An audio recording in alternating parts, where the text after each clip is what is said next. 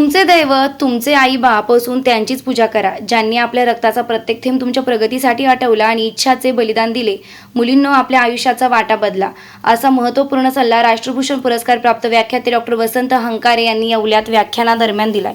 कुणाल दराडे फाउंडेशनच्या वतीने आसरा लॉन्सच्या भव्य प्रांगणात न समजलेले आईबाप या विषयावर व्याख्यान आयोजित करण्यात आले होते. यावेळी विद्यार्थ्यांशी बोलत होते. 4 पुस्तकाचं शिक्षण घेतल्यानंतर मुली आई वडिलांचे उपकार विसरतात आणि थेट त्यांच्या विरुद्ध दंड थोपाटतात. आजच तरुण पिढीला ही कीड लागली काढण्यासाठी कुणाल दराडे यांच्या वतीने या कार्यक्रमाचं आयोजन करण्यात आलं होतं. यावेळी मुली अक्षरशः ढसाढसा रडल्या आणि त्यांनी आपल्या अश्रूंना वाटमोकळी करून दिली.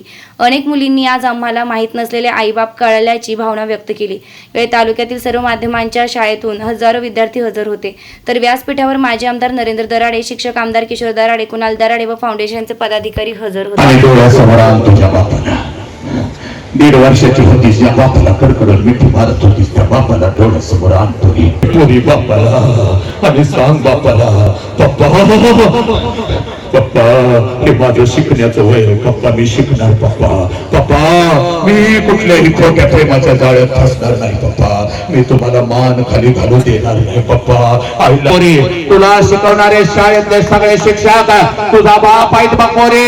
हे शपथ आज, हे शपथ पोरी, शेवटच्या श्वासापर्यंत मृत्यूच्या दारात जर 20 वर्षापूर्वी 25 वर्षापूर्वी तुझ्या आईच्या मस्तकी अक्षता पडल्या.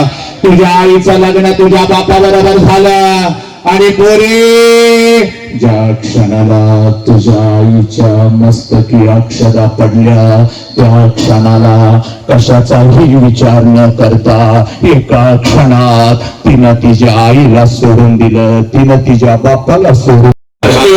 हा तो बाप आहे पोरी, तुझ्यासाठी हंबरडा फोडणारा. ए पोरी, त्या बापाच्या डोळ्यातले अश्रू खोटे आहेत का पोरीनं, मला सांगा. ए पोरीनं, त्या बापाच्या डोळ्यातले अश्रू खोटे आहेत का ग? ए हा रडणारा बाप खोटा आहे का पोरी? ए पोरी, या बापाला कसं वाटेल पोरी? या बापाच्या हाय लेकीचे परीचे तुकडे तुकडे जर व्हायला लागले तर या बापाला कसं वाटेल पोरी?